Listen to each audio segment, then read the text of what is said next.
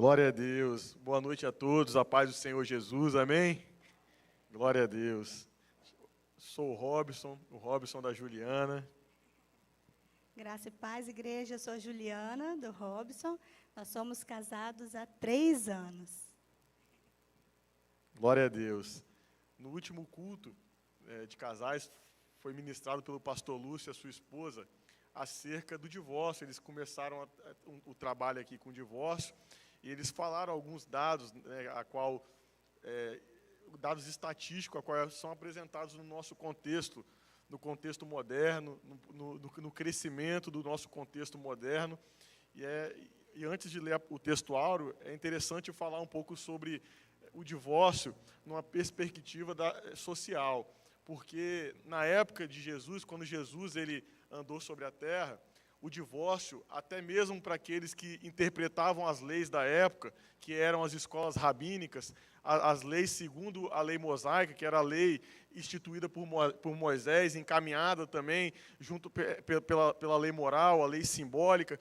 Quando ele institui essa lei, quando ele institui o instituto chamado divórcio, que hoje é um instituto também jurídico no nosso ordenamento jurídico atual, a interpretação majoritária da época era uma interpretação vazia, porque eles ainda não tinham certeza do que Moisés estava transparecendo para o povo. Eles também não entendiam, porque eles já não tinham mais a experiência, a intimidade com Deus. Lá no livro descrito pelo profeta Isaías, ele descreve o povo daquele tempo e profetiza que o povo do tempo de Jesus era um povo que estava aprisionado, um povo que por muito tempo não ouvia mais a voz de Deus.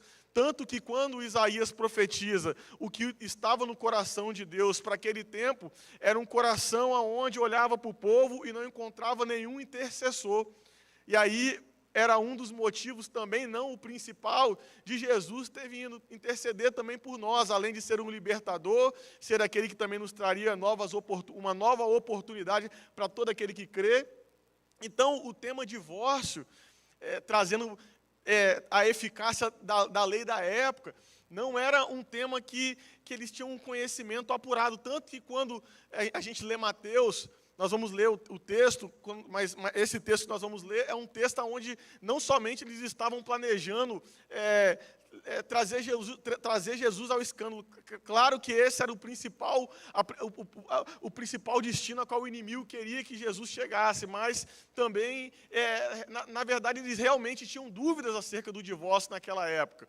Então, Jesus, ele não somente vence o inimigo mais uma vez, ele também traz esclarecimento, para a lei daquele tempo, esclarecimento do que Moisés determinou para aquele povo.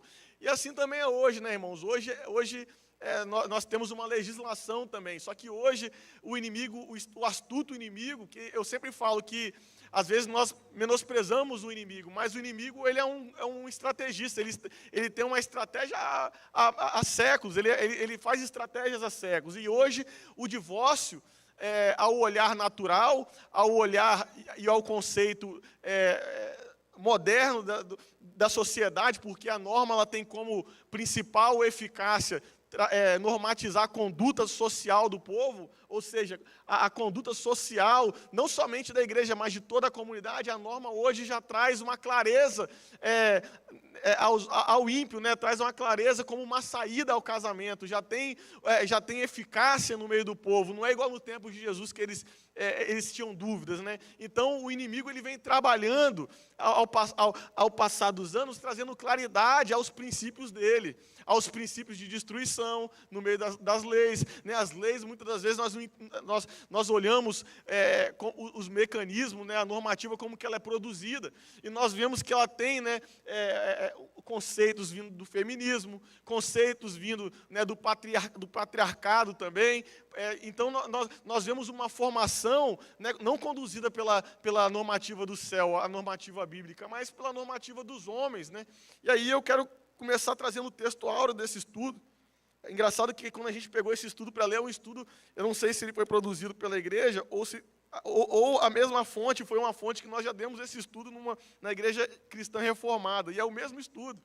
E aí o texto áureo é Mateus 19:6, e ele diz assim: assim, não são mais 2, mas uma só carne. Portanto, o que Deus ajuntou não separa o homem. E é engraçado que essa fonte de estudo, ela começa falando sobre o casamento antes de falar do divórcio. Eu vou até passar de forma mais resumida, porque os irmãos já passaram esse início, essa introdução no outro culto. E é engraçado que quando Jesus ele fala sobre o casamento, ele traz uma característica importante, porque é uma característica a qual está sobre Deus, uma característica chamada aliança. A aliança, ela é um pilar do casamento. Por quê? Porque a aliança entre Jesus, né, e que é o nosso Deus e a igreja, é uma aliança perpétua. É uma aliança perpétua, tanto no âmbito terreno e também no âmbito celestial. Lá no livro de Apocalipse, quando a Bíblia diz que as noivas estão esperando de forma alegre, né, se exultando, porque o noivo está vindo, ela está alegre porque por toda a eternidade elas vão ter o noivo. Acabou o tempo de ter uma possibilidade de se desviar dos caminhos do Senhor. Agora, aquele que for salvo naquele período vai viver de uma forma eterna aquela aliança, vai experimentar aquela aliança pela eternidade, então elas ficam felizes. Assim também é o casamento. O casamento é uma aliança, a qual Deus ele traz de forma perpétua no nosso momento terreno, né? Trazendo aqui, porque a Bíblia já declara que no céu não haverá esse tipo de relacionamento entre nós homens, né? Mas a Bíblia diz que enquanto nós estivermos aqui, é uma aliança perpétua, até a volta do Senhor, até a nossa morte. E aí, quando nós trazemos esse assunto de divórcio, nós trazemos como Jesus também trouxe, como uma forma excepcional. Nós trazemos ensinando a exceção à igreja, porque a regra é a restauração. Jesus ele falou em muitos momentos que a expectativa dele é que seu povo andasse experimentando a restauração de Deus. Às vezes você está passando por dificuldades no casamento. Nós somos pastores que sempre visitou casais, né, famílias, desde o início do nosso ministério, até quando nós éramos obreiros, nós entrávamos em casas, em favelas, em comunidades, em locais nobres também, e sempre, quando tinha um problema de casal, nós chegávamos para resolver um problema, o divórcio. O divórcio é comum em todas as casas, é uma saída que todas as famílias de todos os âmbitos sociais buscam entrar, porque é mais fácil. Porque difícil é buscar restauração. Porque restauração, quando você restaura um muro, você não está começando, você não está naquela alegria de começar uma construção, de começar uma casa, começar uma vida. Pelo contrário, você já está desanimado, você tem que recolher os cacos do muro que foram levados de um lado para o outro, você tem que curar as feridas emocionais que são curadas através de Jesus, o nosso Senhor, que é o médico dos médicos, e através da medicina e dos seus pastores, que são aqueles que te instruem. Ou seja, não é fácil buscar restauração, mas o Senhor Jesus, o Senhor Deus, através do anjo Gabriel, ele declarou à irmã Maria que nada é impossível para Deus, nada é impossível, a restauração da sua família, a restauração da sua casa não é impossível.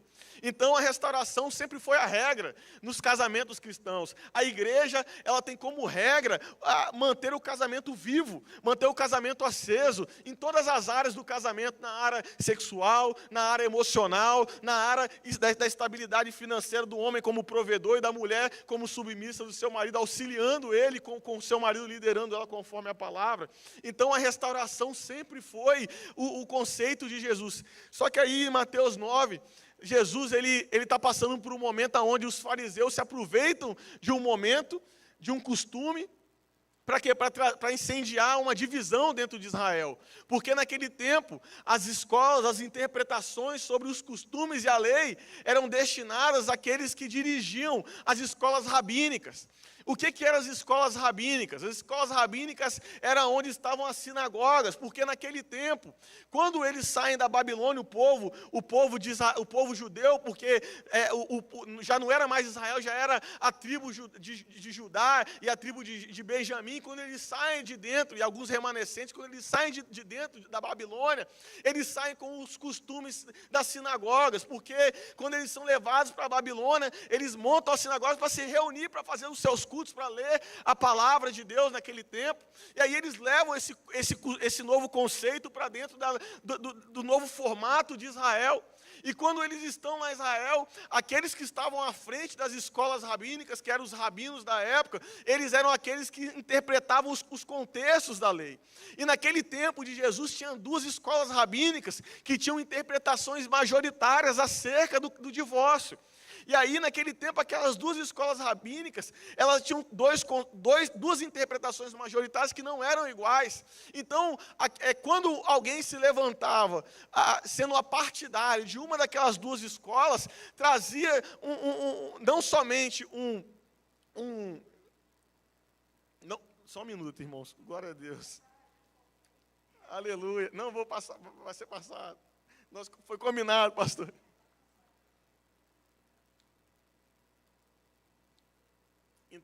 Então, quando aquelas escolas rabínicas, eles recebem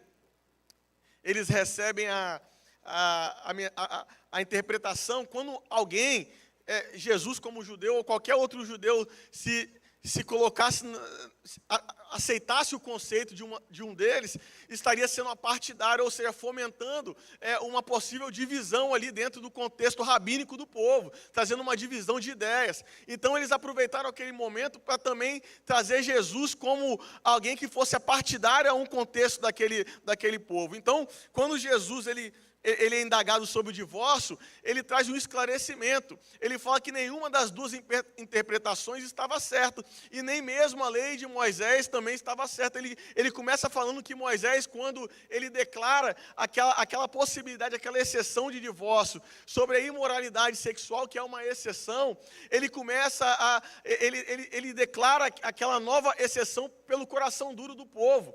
Ele declara que a imoralidade sexual, ou seja, para aqueles que são casados, o adultério, né, a derivação de pornéia, que é a identificação da nudez, o desejo pela nudez. Jesus mesmo fala sobre isso, sobre olhar, né, para a mulher e desejar já estando em adultério.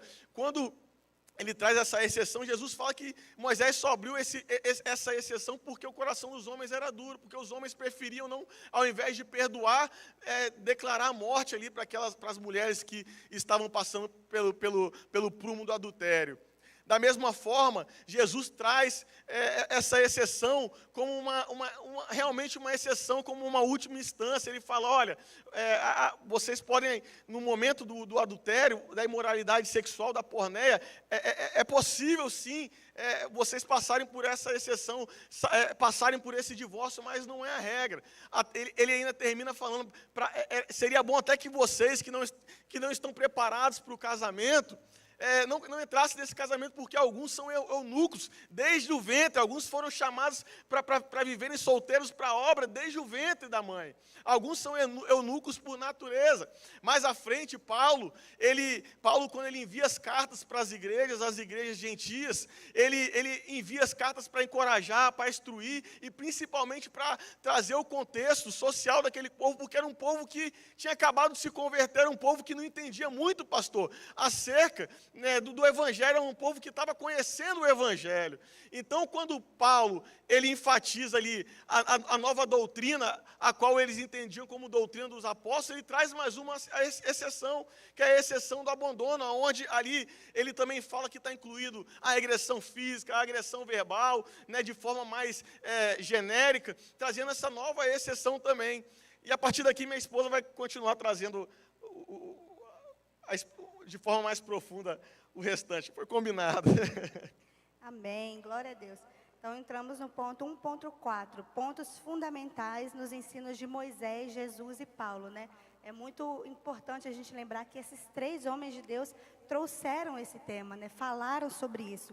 E a primeira coisa que eles fizeram foi ensinar sobre o propósito original do casamento, como é propício tratarmos como igreja sobre o tema divórcio, né? Porque lá fora a sociedade tem tratado isso com tanta naturalidade, né? Esse tema tem sido banalizado. Então é importante a gente lembrar qual o propósito original do casamento. E Jesus, Moisés e Paulo falaram sobre isso. É que haja uma união permanente e exclusiva entre o sexo masculino e o sexo feminino. E para que isso seja uma bênção de Deus, né? Para as nossas vidas. Vivemos em um mundo, meus irmãos, que vai de contramão com todos os princípios bíblicos, né? A cada dia que passa. Então, sabemos que o divórcio ele é um tema, de fato, polêmico, controverso, mas como igreja temos que ter sabedoria e trazer esse tipo de tema à luz das Escrituras, né? Para dizer que não o que eu, Juliana, acha, o que o Robson acha, mas aquilo que a palavra de Deus nos instrui, né? Não fique com a sua opinião, com a de ninguém, fique com a palavra de Deus, porque foi Ele quem criou todas as coisas. E ninguém melhor do que Ele para nos instruir a respeito de tudo, amém? É interessante ver que eles não ignoraram os problemas do divórcio, né? Nós vemos hoje em dia algumas igrejas que tentam ignorar, mas ignorar o problema não faz com que ele suma. Então a gente tem que trazer isso para estudar e esclarecer. E mesmo que minimamente eles apresentaram sim possibilidades para o divórcio. É importante que como igreja a gente entenda que a Bíblia apresenta essa possibilidade. Como foi falado, são casos de exceção, mas existe a possibilidade, né? E precisamos saber porque senão corremos o risco de entrar naqueles dois extremos, né? Aquele cristão que acha que não pode ter divórcio de maneira nenhuma, e não é isso que a Bíblia diz. Ou então aquele cristão que acaba banalizando o divórcio, né? Acha que qualquer motivo se torna um respaldo para o divórcio, e também não é isso que a Bíblia diz. Então, eles trouxeram esse tema, trataram sobre isso, mas não abordaram sobre tudo. Por exemplo, não falaram sobre violência física, sobre humilhação extrema. Então, nós como igreja temos que ter muita sabedoria e, sobretudo, amor quando falamos, né, desses temas, porque senão a gente corre o risco de se tornar legalistas, né, e tentando colocar um peso, como os fariseus faziam, um peso sobre o povo que nem mesmo eles conseguiam carregar. Então, a gente tem que agir com amor, para não deixar de manifestar a graça de Deus sobre a vida dos nossos irmãos, né? A Bíblia fala que o único pecado imperdoável é a blasfêmia contra o Espírito Santo. Então, a gente não pode dizer algo que a Bíblia não diz, né? O item 2 vai falar sobre a prática do divórcio hoje, né? Vemos que nos canais midiáticos, novelas, filmes, séries, jornais, né, canais de TV, que todos nós temos acesso, o casamento é retratado de forma muito diferente do retratado na Bíblia, né? Ali o casamento é apresentado com um mundo de possibilidades, muitas vezes com um relacionamento aberto, e onde o divórcio muitas vezes é a primeira solução que eles encontram quando há divergência no casamento, né? Quando o casamento passa por crise. A gente vê que os casamentos das mídias sociais, eles não foram feitos para durar para sempre. Foram feitos para durar enquanto eles são felizes, né? Se vier tristeza, se vier dificuldade, os casamentos facilmente são desfeitos. E não foi para esse propósito que Deus criou essa instituição tão séria e poderosa que é o casamento. Então, a gente vê na nossa sociedade o divórcio se tornando uma prática comum, né? Antigamente, era raro. O divórcio surpreendia ainda quando acontecia. Hoje em dia, nós vemos, infelizmente, pessoas se divorciando, não somente uma, mas 2, 3, 4, pasmem, até 5, 6 vezes. Então, é algo que se tornou muito banalizado. E nós, como igreja, não podemos deixar que o verdadeiro sentido e propósito do casamento se perca. Amém? A naturalidade com que a sociedade tem tratado esse tema faz com que os casais, meus irmãos, não queiram mais superar as crises conjugais, né? Como foi dito aqui, restaurar dá trabalho. Claro que temos uma mensagem de restauração. Deus pode sim restaurar o seu casamento, mas Ele não vai fazer tudo sozinho. Vai requerer muito esforço da nossa parte, muita dedicação, né? Quantas vezes a gente acha que devemos nos esforçar só pelo nosso trabalho, pela nossa empresa, mas não. Qualquer coisa de sucesso que prospera requer muita dedicação, muito esforço, muita renúncia. E no casamento não é diferente. Casamentos prósperos, abençoados, né, de 30, 40, 50 anos, não são fáceis de ser construídos. Com certeza a caminhada é longa, é árdua, é de muita renúncia, é de ser muito parecido com Jesus. Porque o casamento, eu costumo dizer, é um intensivão de Cristo, né? Porque é onde a gente mais tem que perdoar, negar a si mesmo. Muitas vezes ser cristão aqui na igreja é fácil, né? Porque aqui a gente está num momento propício, gostoso de oração, de leitura da palavra. E aqui a gente consegue ter paciência, ter amor com o próximo. Mas muitas vezes é dentro do nosso lar que a gente vai ter que se mostrar verdadeiro cristão. Que perdoa 70 vezes 7, que ama o próximo como a si mesmo, que renuncia ao seu eu. Amém? Então, é sobre isso. Então, a sociedade de hoje, infelizmente, ela tem perdido o temor, né? E o zelo pela palavra de Deus. Porque as pessoas não se importam mais com aquilo que a palavra de Deus diz a respeito de certos assuntos. Mas elas são guiadas pelas emoções. Eu estou bem? Eu estou feliz? Então, eu vou me manter casado. Senão, eu não preciso disso. As pessoas estão mais interessadas nas suas emoções do que naquilo que a palavra de Deus diz ao respeito. E nós, como igreja, se não vigiarmos, a gente acaba indo pelo mesmo caminho, né? Mas o evangelho, ele não é um mar de rosas, né? Cristo, ele foi bem sincero quando falou: no mundo tereis aflições. Nunca foi possibilidade, meus irmãos, sempre foi uma certeza, mas ele também, né, nos garantiu: olha, eu venci o mundo, eu estou com você todos os dias até a consumação dos séculos. Então temos que nos agarrar àquilo que a palavra de Deus nos diz a respeito desse tema. 2.1, as causas do divórcio. Por que será que hoje em dia há tantos divórcios? Esse número tem crescido exponencialmente, não só lá fora, mas infelizmente dentro da igreja também. Por que será que tantas pessoas têm desistido dessa aliança, têm desistido dessa bênção que o Senhor criou? A primeira coisa citada aqui a respeito do conflito, né? Em um lar vamos ter muitos conflitos. Por quê? Porque não somos perfeitos. Somos seres humanos, criados diferentes. Olha que coisa maravilhosa. Deus nos fez diferentes, não só fisicamente, mas em personalidade, em temperamento. E isso é uma bênção, quando nós reconhecemos isso e usamos isso ao nosso favor, né? A própria igreja, o corpo de Cristo, ela é formada por muitos membros, de diferentes tamanhos, diferentes funções, e isso é uma bênção. Mas a gente precisa entender, né, que conviver junto não quer dizer que a gente sempre vai concordar um com o outro, né? Muitas vezes vão ter divergências. Só que a gente precisa aprender a superar essas divergências, a superar esses desentendimentos, né? E aí Deus falou comigo, ó, não espere um casamento perfeito, mas creia em um casamento constantemente aperfeiçoado por Deus. Então, não é porque somos cristãos que o nosso casamento vai ser um mar de rosas, né? Vai ter dificuldade. Pensa só, duas pessoas muito diferentes, criadas em realidades diferentes, contextos diferentes, vida financeira diferente, se unem para morar juntos e construir uma família, né? Com um pensamento diferente. Ó, eu sou filha única, ele tem 3 irmãos. Então, a gente tem uma história diferente, né? Os pais dele se separaram cedo, os meus se separaram, mas depois voltaram. Então, histórias diferentes que deixam marcas, que deixam traumas, que trazem experiências.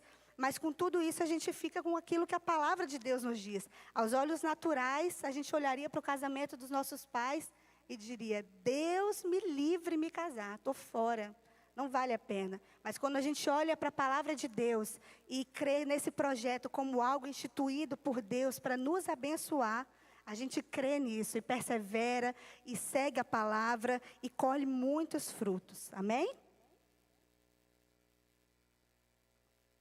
E uma das causas do divórcio é porque muitas vezes a gente ignora alguns princípios que a palavra nos dá, né? Lá em Gênesis 2:24, se falam de 3 comandos. O primeiro é deixar pai e mãe, o outro é apegar-se, unir-se à sua mulher, e o terceiro é ser uma só carne, né? Quando Deus estabelece princípios para que a gente siga, para que a gente seja abençoado. Já parou para pensar? Deus não é afetado quando a gente quebra o princípio, mas nós somos afetados. Deus estabelece princípios para que a gente siga e seja abençoado, para que as coisas vão bem na nossa vida. E sobre o casamento não é diferente. A primeira instrução que ele deu foi decisão de deixar pai e mãe. Como assim, deixar pai e mãe? Cortar o cordão umbilical, sair do papel de filho, de filha e assumir o papel de esposa, de marido, né? Sair da aba da mãe e do pai, né? Quantas vezes a gente vê pessoas que se casam, mas não conseguem cortar esse relacionamento, né? De uma forma assim, continuam priorizando o pai e a mãe antes da esposa. E não pode ser assim. Precisamos entender que casamos, temos uma nova família. Não é desprezar os nossos pais, mas é entender que as prioridades mudaram. Agora as ordens se inverteram. E precisamos fazer aquilo que o Senhor nos instrui. Aleluia. E a gente estava até conversando sobre isso, porque na tradução, quando Deus ele fala que não é que o homem ele casa, ele sai da casa do pai, deixa pai e mãe, ali a tradução é uma tradução de dependência. É a mesma tradução de dependência da igreja com Jesus. Ou seja, então, quando Deus ele declara que o homem vai abandonar pai e mãe, não é abandonar de deixar seus pais, abandonar seus pais, nunca mais ver os seus pais, mas está falando sobre dependência, que a partir de agora é um cordão de 3 dobras, aonde o Senhor Deus ele é o cabeça ali do casamento, a dependência é nele e entre vocês, entre o marido e a mulher, deixando de lado, né, a dependência do pai, a dependência financeira, a dependência emocional, a qual nós somos criados. A Bíblia, quando Deus fala sobre o relacionamento da mãe com o filho, ele compara, olha, até mesmo se a mãe deixar um filho, ou seja, olha como que é intenso o relacionamento. Deus compara o amor dele com o amor de uma mãe com um filho. É muito intenso esse relacionamento. Mas ele fala que ele tem que ser deixado para trás. Quando você encontra, né, a sua varoa, o seu varão, mostrando dependência a Deus e entre vocês, abandonando esse laço, não no sentido de deixar largar os pais, mas de não ser mais dependente. Casamento, ele implica mudança de vida, né? Infelizmente, hoje nós vemos pessoas casadas que querem continuar vivendo como solteiros, né? Não querem dar satisfação, querem ter sua liberdade. E pessoas solteiras que querem desfrutar dos benefícios de casado. Como, por exemplo, ter uma vida sexual ativa. O sexo foi criado por Deus para ser desfrutado no casamento. Dentro dele é uma bênção, fora dele não foi instituído por Deus. Então, a gente vê ali papéis sendo invertidos, né? As pessoas não sabem mais o que fazer. Quando estão solteiras, agem de um modo. Quando estão casadas, agem de outro. E não é isso que a palavra do Senhor nos instrui. O segundo comando foi unir-se à sua mulher, né? Se apegar, colar a ela, se tornar de fato um só. Já tentou se separar assim uma folha colada, 2 folhas coladas? Não tem como, elas se rasgam, elas se desintegram. E a ideia do casamento é que a gente esteja tão unido, né, que haja de fato assim uma união, uma completude, que fora um do outro a gente, sabe, não fica inteiro. A gente só vai ser completo quando estivermos juntos, né? Um vivendo em prol do outro, um buscando a felicidade do outro, né? Casamento não é para te fazer feliz. Não case para ser feliz, senão você vai fazer outra pessoa infeliz. Case para fazer o outro feliz. Busque os interesses do outro, busque agradar o outro. Porque se ambos fizerem assim, o casamento vai prosperar. Ser uma só carne também, a terceira orientação. E aqui também fala de vida sexual ativa, né? O sexo, de fato, ele não é tudo, mas ele não pode ser menosprezado, ele não pode ser deixado de lado. E isso é um assunto sério, porque vemos na Bíblia o apóstolo Paulo tendo que vir falar desse assunto com a igreja, né? Falar para que o homem não negue seu corpo à mulher, a mulher não negue o seu corpo ao homem. Então, isso é algo que não pode ser menosprezado, faz parte, e a gente não deve negligenciar, né? Porque como o inimigo é astuto nessa área, pensa bem, quando estamos namorando, essa é a parte que o casal mais espera, né? E há aquela expectativa, e é uma tentação muito grande, mas quando casa, muitas vezes, algo que era tão desejado é deixado de lado, é negligenciado, e aí muitas vezes entra a infidelidade conjugal, e tantas outras portas, né, são abertas. Então, a gente não pode ignorar, não é tudo, mas é muito importante. Então, meus irmãos, quando esse tripé é ignorado, as bases do casamento, elas são abaladas. E aí muita coisa começa a acontecer, né? Por exemplo, a soberba começa a entrar, né? E um conflito conjugal, a gente precisa entender. Ninguém está 100% certo e ninguém está 100% errado. No casamento, eu acho que é o lugar onde a gente tem que ser mais humilde para reconhecer os nossos erros, né? E às vezes, como é difícil fazer isso. Só que precisamos nos autoavaliar. A autoavaliação é bíblica. Num momento tão importante como a Santa Ceia, nos é falado, né? Cada um examine-se a si mesmo. Então, coma do pão e beba do cálice. Quem dirá em outras situações, né? No casamento também precisamos nos avaliar. Será que essa reclamação, esse questionamento que o seu cônjuge tem feito a você, será que isso não faz sentido? Se faz tantas vezes ele tem dito isso a você, tem pontuado isso, e você tem rejeitado, mas quem sabe isso não faz sentido, né? Então, muitas vezes a gente vai ter que se analisar. Poxa, será que isso aqui faz sentido? Será que eu tenho errado? Será que eu preciso melhorar? E isso requer muita maturidade, né?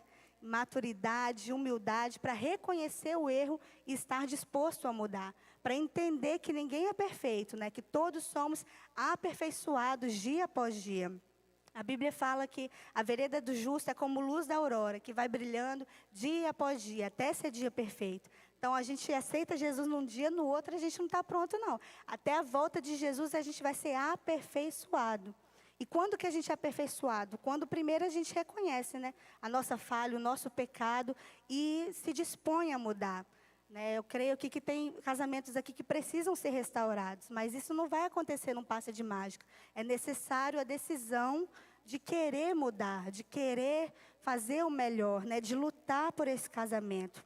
Então, aqui ele fala sobre isso, a decisão de não ofender o outro, a vontade de mudar o comportamento, né? E admitir os erros, porque senão a gente faz como foi feito lá em Gênesis, lembra? A culpa nunca é nossa, a culpa é sempre do outro. Lembra quando Adão e Eva pecaram? Quando Deus procura Adão, o que foi que tu fizeste? Ele fala, foi a mulher que tu me deu. E é quando ele procura a mulher fala, não, foi a serpente que me enganou. Então, ninguém admitia a culpa. E quantas vezes a gente faz assim lá em casa? Em casa, né? Não, é você que falou assim comigo. Não, mas você fez isso. E a culpa nunca é nossa. Mas será que a gente está 100% certo? Então, acho que a gente precisa se avaliar, né?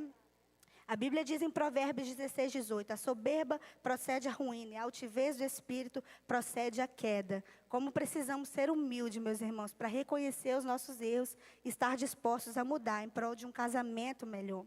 O casamento é o lugar onde nós mais vamos precisar refletir o caráter de Cristo, né? Sabemos que o nosso mestre, ele era manso, ele era humilde, ele era sábio, né? Foi como uma ovelha muda para o matadouro. E quantas vezes a gente não é capaz de ouvir um confronto, né? A gente não quer levar um desaforo para casa, mas não foi isso que o nosso mestre nos ensinou, né? Pelo contrário, a amar, a perdoar. Outra coisa que causa divórcio é desconsiderar a unidade. Falamos aqui a respeito de ser um só, né? Não podemos deixar que entrem ruídos na comunicação do casal, que não haja mais diálogo, que não haja mais harmonia, que cada um comece a viver por seus próprios sonhos e propósitos. A Bíblia diz, andarão dois juntos se não tiverem de comum acordo? Para andar junto, precisa estar com a mesma visão, o mesmo propósito, o mesmo sonho. Num casamento, não é bom que cada um tenha os seus próprios projetos, não no sentido de perder a individualidade, mas no sentido de não caminhar na mesma direção. Não podemos deixar, né, perder isso. O próprio Jesus disse, casa dividida não subsiste. Não tem como um querer ir para a direita, o outro para a esquerda, e a gente chegar no mesmo destino. A gente vai precisar caminhar juntos. 2.2, a questão enfrentada com amor. Mas e aí? Qual que é, então, a solução para vencer esse problema, para vencer o divórcio, para vencer essas dificuldades que surgem? É o amor, né? A Bíblia fala muito sobre o amor. Entre fé, esperança e o amor, o maior é o amor. 1 Coríntios 13 vai falar, né, que o amor, ainda que falasse língua dos homens, dos anjos, sem amor nada seria, né? Não é algo muito, é o amor. É o amor que faz com que a gente perdoe, é o amor com que faz com que a gente tente mais uma vez, que a gente lute por aquilo que Deus nos deu, que a gente não deixe que o inimigo destrua a nossa casa, a nossa família. Então é amar, meus irmãos. Amar faz parte do primeiro e segundo mandamento, né? Jesus falou, olha, todos estão resumidos no primeiro e no segundo. Amar a Deus com toda a força, alma e entendimento, e o próximo como a si mesmo. Quando a gente ama o próximo como a si mesmo, a gente não magoa, a gente não fere, a gente só faz aquilo que gostaria que o outro fizesse também, né? A gente não dá ao outro aquilo que ele merece, como muitas vezes a gente tem vontade. A gente dá ao outro aquilo que Cristo nos deu. Ele nos amou, então a gente tem que amar. Ele nos perdoou, então a gente tem que perdoar, mesmo sem merecer. E o terceiro ponto, eu achei muito interessante nesse estudo, que ele traz algumas medidas para que nós possamos ter um casamento bem-sucedido. A reafirmação do casamento nesse século é importante. É um século onde a Bíblia diz que o mundo jaz do maligno, onde a cada dia o amor se esfriaria nos últimos dias. Também haveria, de forma mais intensa, né, a manifestação do pecado, haveria a manifestação do homossexualismo, a qual não é uma prática de agora, desde lá de Sodoma e Gomorra, Deus já declarava que ele abominava a prática, né, do autoritarismo dentro do casamento, passando, né, dos limites. Então, hoje, é muito importante nós reafirmarmos, né, os casamentos cristãos aqui nesse tempo, trazendo os princípios de Deus, os princípios bíblicos, os princípios dos céus no casamento, de forma não somente teórica, mas também de forma prática. E aqui, o primeiro ponto para que nós tenhamos esse casamento, um casamento bíblico, é o desejo por mudança. E é engraçado que a mudança ela faz parte de todos os cenários da transformação do cristão. A Bíblia diz no livro de Romanos que para que você possa, né, passar, crescer, né, no Evangelho, é necessário a renovação do entendimento. E a renovação do entendimento ela depende de uma motivação sua. Depende de após o Senhor ele te constranger, após o Espírito Santo operar na sua obra do convencimento, do pecado, da justiça e do juízo, você decidir seguir a orientação dele, decidir ser motivada a se deixar ser transformado, assim também é no casamento. Eu brinco às vezes com a minha esposa, que quando a gente está discutindo, a gente olha um para o outro e fala, olha, da mesma forma que, né, é um exemplo, eu deixo a toalha em cima da cama e você pode ir lá e pegar, eu também vejo, né, o cabelo no sabonete, às vezes eu vou lá e limpo. Assim, irmãos, é a sua mente ser transformada, é ser uma mente a qual você entende que o casamento não é mais para suas motivações egoístas, para você mesmo ser feliz, mas para fazer o outro feliz. Assim é um casamento cristão. Então, o primeiro ponto é você se deixar ser transformado. Como? Transformar a si mesmo. Transformar o que o mundo te ensinou, que o casamento é um local onde você vai ser feliz e ter um coração transformado para fazer o outro feliz. Às vezes você se sacrificar, olhar para o outro, né, e deixar passar, ser mais longânimo, né? Às vezes a sua mulher faz algo que você não gosta, deixa passar. Tem coisas que é melhor você deixar passar do que você trazer contenda para dentro de casa. E isso necessita de uma mudança, de um comportamento, né, mudar a sua mente. A Bíblia diz, Salomão mesmo, isso tudo é vaidade, mudar a vaidade e deixar a humildade entrar no lugar, porque a verdade é que todo mundo falha. A Bíblia diz que aquele que acha que alguma coisa não é nada.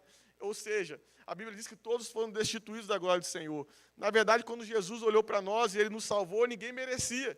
Olha só que interessante, ninguém merecia. Da mesma forma é no casamento, irmão. Na verdade, nem tudo que você acha que você merece. E nem tudo que ela também acha que merece, ela merece. Então, por que não deixarmos sermos transformados pelo Espírito Santo? Por que não deixar que os frutos do Espírito entrem em nossos corações? Por que não sermos abertos às mudanças? Glória a Deus. E é exatamente isso, né? Às vezes a gente quer resultados diferentes fazendo as mesmas coisas, né? Mas a gente precisa tomar atitudes diferentes. Mudanças não acontecem do dia para a noite. Elas precisam ser planejadas, decididas e colocadas em ação. E aqui está escrito, tão bonito que eu vou ler. Jesus sabe como ninguém transformar água em vinho e proporcionar alegria ao casal. Aleluia. O segundo ponto é o resgate das boas práticas. O mundo nos ensina um modelo de casamento diferente, um modelo com as novas legislações aplicáveis hoje no Código Civil, nos ensina que nós devemos ter um tratamento diferente. O homem, né, ele passou a ser alguns trejeitos afeminados, né, e o homem tem perdido a sua autoridade como marido no casamento, a autoridade de liderança a qual o Senhor estipulou, uma autoridade saudável, uma autoridade bíblica. Então é tempo de nós reafirmarmos também essas práticas. A mulher como uma mulher que se submete ao marido, por que não se submeter ao marido que te lidera conforme a palavra de Deus? O marido que se sacrifica por você, o marido que dá a vida por você. E por que não, né, você amar essa mulher, ser um homem que lidera debaixo da palavra de Deus? Se Jesus também, ele tem misericórdia de você, se Jesus, quando você erra, ele não é autoritário contigo, pelo contrário, a Bíblia diz que a misericórdia dele se renova a cada manhã.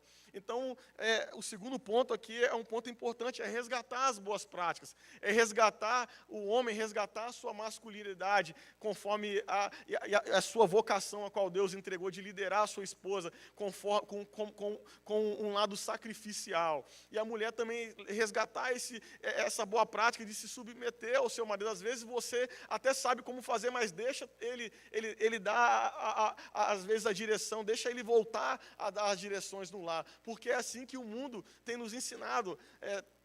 Hoje a mulher, ela também trabalha como homem fora. Antigamente não era assim, hoje já é normal a mulher trabalhar fora. Então, às vezes, tem mulheres que não conseguem separar, às vezes trabalham num cargo maior que os homens da empresa e não conseguem deixar de dominar da forma que dominam o trabalho dentro de casa. Por que não abrir mão? Se o seu marido ele é um homem que se sacrifica por você, por que não em casa deixar que ele possa te conduzir da forma a qual Jesus ele nos ensinou? Então, o segundo ponto é a relação das boas práticas. E a terceira é a intervenção divina, buscar no Senhor a restauração, né? Aqueles que estão olhando para o divórcio, como foi falado pela minha esposa, buscar o Senhor. A Bíblia diz que nada é impossível para Ele. Demônio, pessoas, Sanbalates e Tobias, nada disso é maior do que a vontade do nosso Deus de restaurar. A Bíblia diz que Ele é como um oleiro, né? Trabalhando em vasos que se quebraram, e Ele tem poder para levantar, para restaurar. O segundo grupo de pessoas que podem te ajudar é os seus pastores, pessoas que Deus levantou. A Bíblia diz que toda autoridade é constituída por Deus. Hoje nós temos o privilégio de ter os pastores presidentes, os vice-presidentes, o pastor Nilson e a pastora Marina, para estar nos auxiliando, e às vezes nós temos que deixar a vergonha de lado e sermos como aquele publicano ao lado do fariseu que declarou: Senhor, eu sou um miserável, eu estou todo errado, eu preciso do Senhor. Assim também com os nossos líderes. A Bíblia diz: confessai-vos uns aos outros, não para que você receba perdão, mas para que você consiga caminhar tendo suporte. Amém, é isso, né? Imprescindível que o casal ele permita a intervenção divina, né? Deus ele é o especialista em mudar histórias, ele é especialista em pegar algo que aos olhos naturais parece não ter mais jeito, mas ele vem e faz só para mostrar que ele é dono de todo o poder e que nada está perdido aos olhos dele. Para concluir, igreja, a gente tem que lembrar que o casamento, o mundo tenta nos fazer acreditar que o casamento é uma instituição falida.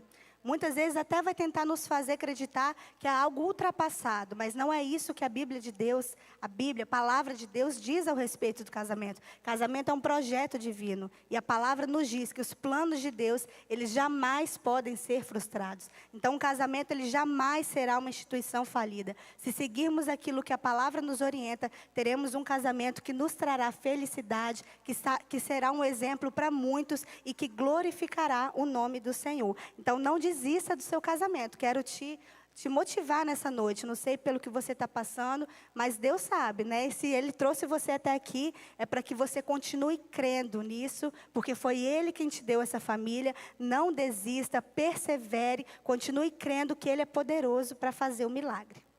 Glória a Deus. Nós queremos terminar contando um testemunho, irmãos. Nós conduzimos um grupo de jovens há uns 4 anos atrás. Nesse grupo, todos eles moravam juntos, mas não eram casados. Eles viviam no que é chamado de união estável. E aí, o Senhor, Ele nos deu uma visão na época, porque nós não sabíamos, né? Eles não se abriram, nenhum deles se abriram, e nós chamamos eles numa sala e compartilhamos com eles. Olha, Deus nos passou algo da parte dele, a qual deveria ser fechado uma brecha sobre todos os casais. Naquele tempo, eles não entenderam o porquê, porque alguns já tinham até família, alguns já viviam há muito tempo juntos, e não entenderam, até pela pouca maturidade na palavra de Deus. Só que todos eles seguiram a instrução.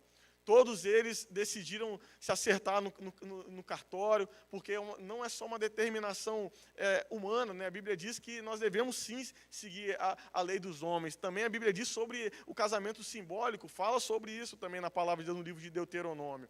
Então, quando todos eles se acertaram, todos eles foram beneficiados pelas bênçãos de ter um casamento, de ter um casamento acertado. Todos eles estão tendo um casamento abençoado. Alguns deles cresceram na obra do Senhor, outros passaram a ter um casamento com menos atrito, viviam brigando dentro de casa, hoje vivem um casamento em paz. Uns tiveram libertação no meio das drogas, alguns deles tinham problemas com drogas no casamento, hoje estão libertos para a glória de Deus. Ou seja, se acertar traz somente benefícios, não traz nenhum malefício, na verdade só traz benefícios para nós, porque Deus, Ele é um Deus bom, Ele é um Deus justo, amém? Então, quero convidar a igreja a ficar de pé, nós vamos orar para finalizar esse estudo.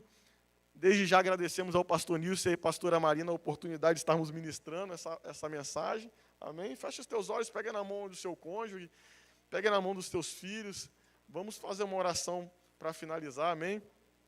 Louvado seja o nome do Senhor.